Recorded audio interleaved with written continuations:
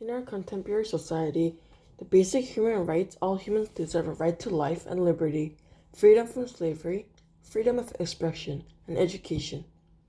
Despite these rights being a basic expectation for all human beings to have when they are born, not all people receive it, and some rights even became a privilege now. Education is now mostly offered to the rich, and even if the poor receives it, the quality of education varies so much compared to what the rich gets. However, out of the all basic human rights, the single most prominent right is freedom of expression.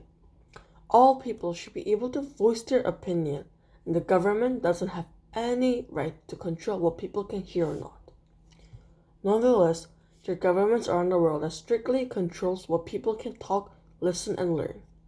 In the presence of media censorship and propaganda by the government, it leads to detrimental and harmful results that may harm our society, as it results in an insufficient response to disasters and an uneducated public.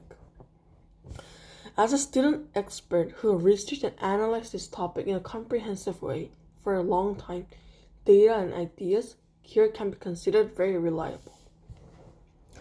In the presence of media censorship and propaganda by government, once again, it leads to detrimental results.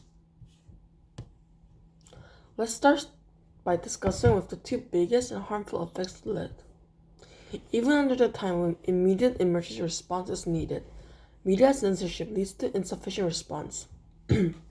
Currently, as of February 29, 2020, there are more than 100 million cases confirmed of the COVID-19, in other words, the coronavirus that originated in Wuhan, China. This virus spread rapidly within China, and now it is all over the world, with 7,513 confirmed cases in South Korea and more than 10 million confirmed cases in Italy, Iran. While other European nations' numbers increasing rapidly, the numbers that stumbled for a while is expected to rise again quickly. Foreign nations successfully evacuated their nationals out of Wuhan province, and most countries are shutting down Chinese nationals to enter the country. So why did such a weak virus with a death rate of less than 3% spread across the entire world? Many experts blame China's media censorship for the key cause. China, just like always, heavily restricted its media when the virus started to turn into an epidemic. China ensured all foreign nations COVID-19 is a minimal virus spreading around a small town, and claimed the number of infected was extremely small. A lot of Chinese trusted its government and performed its daily and optimal life with no mask. However, it was soon evident the government has been faking the numbers and censoring the seriousness of the virus.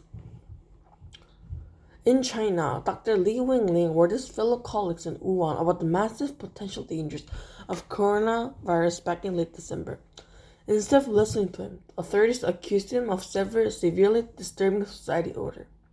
Eventually, he was infected and killed by the virus. He became a national hero and a rare rallying point for Chinese netizens to brazenly voice dissent online. It has become clear that there are many doctors and medical professionals like Dr. Li who try to tell the truth. Gladstein. This isn't the first time a virus originated in China, spread rapidly to other countries due to censorship. The 2003 SARS virus spread to the entire world as the Chinese government hid the details. Only if China stopped the media censorship for a small time and made the situation transparent and placed it to other countries, the virus may have stopped in Wuhan and the whole world wouldn't suffer in pain, panic, and fear. There is yet another reason media censorship that leads to detrimental results. Since the day Kim Jong-un rose to power, he strictly controlled what the North Koreans learned and adapted bizarre concepts, such as North Korea is the richest country, the United States the world's worst enemy, and North Koreans have a better life than South Korea. This is extremely similar to Napoleon forcing his own ideas and notions. And what is the result of North Korea today? North Korea is one of the poorest countries in the world despite its tremendous amount of natural resources. As Martin Williams notes in his report, the entire infrastructure is state-run and the security services are heavily integrated in the running of the telecommunication network. Everything is monitored by a state agency called Bureau 27, or the Transmission Surveillance Bureau. This limitation of access to information poses a severe restriction on education for the public. If North Korea opens its education to its people and all people receive accurate news, it would have developed immensely. Countries with strong media censorship haven't been stopping it, and it is urgent for them to stop.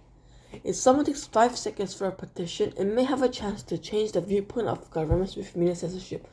Sign this petition http://actionnetwork to give everyone the freedom they deserve. Thank you.